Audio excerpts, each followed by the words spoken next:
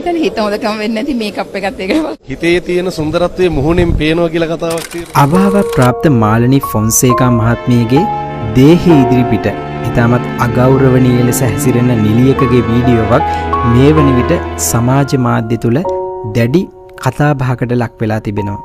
මාලනී ෆොන්සේකා මහත්මියගේ සහෝදර ශිල්පිනිය මේ ආකාරයට හැසිරීම ඉතාමත් කනගාටුවට කරුණක්.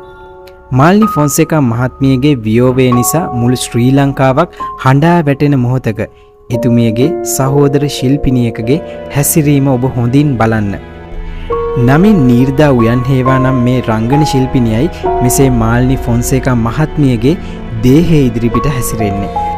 ඇතැම් කලා ශිල්පීන්ගේ සිනමාවේ මව ලෙස හඳුන්වන මෙවන් ශිල්පිනියකගේ දේහය ඉදිරිපිට ඇය මේ දක්වන අශීලාචාර හැසිරීම ඔබට මට අනුමත කළ හැකිද?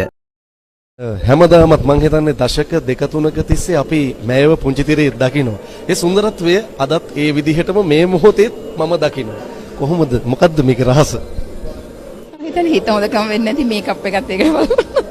අනිවාර්යෙන් අර හිතේ තියෙන සුන්දරත්වයේ මුහුණෙන් පේනවා කියලා කතාවක් තියෙනවනේ. රයිගම් ටෙලිස් මේ සන්ධ්‍යාව ගැන මොකද ඔබතුමී හිතන්නේ?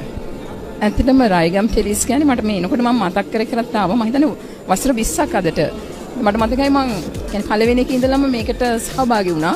ඉතින් මට එනකොට ඇත්තටම හිතුණ දෙයක් තමයි මේ රයිගම් සමූහ ව්‍යාපාරයේ අධිපතිතුමා ගැන මට හිතුණා. ඉතින් ඒ කියන්නේ එතුමාගේ ව්‍යාපාර මම හිතුවා අති සාර්ථක වෙන්න ඕනේ කියලා කියන්න ඕනේ කියලා ඇහුවත් මේ වගේ මගෙන් ඇත්තටම එනකොට හිතුවා මොකද එතුමාගේ මේ ව්‍යාපාර සාර්ථක නැත්තම් වසර 20ක් නොකඩවා මේ වගේ ඉතාමත්ම අති සාර්ථකව මේ නළු නිලියන්ව අපිව ඇගීමට ලක් කරන්න බෑ. ඉතින් ඒ නිසා මම අපිව මේ ඇගීමට ලක් කරන එක එතුමාට හිසනම ගෞරව කරනවා ආචාර කරනවා මේ කරන මෙහෙවරට සහ ඒක තව තවත් වැඩි කරන්න ලැබෙන්න ප්‍රාර්ථනා කරනවා සහ එතුමාගේ ව්‍යාපාර අති සාර්ථක වෙන්න මම ප්‍රාර්ථනා කරනවා. මම හිතන්නේ හරිම සුන්දර හදවතක් බොහොම ස්තුතියි ඔබතුමීට අවසරයි පියමනින්නට.